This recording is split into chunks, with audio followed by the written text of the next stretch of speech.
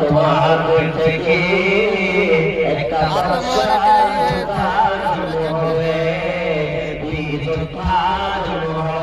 রাজা বাদশার জন্ম হবে, এটা একটা সুসংবাদ।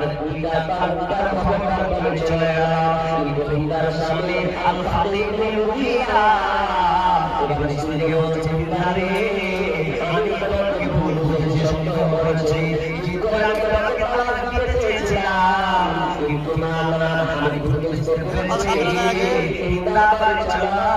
আমি আমার আগে সংসার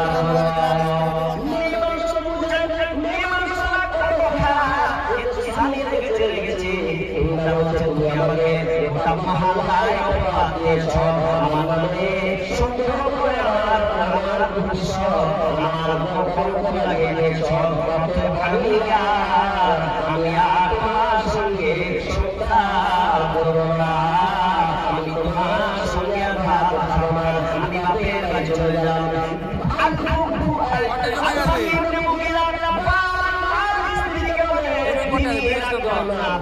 দেখছি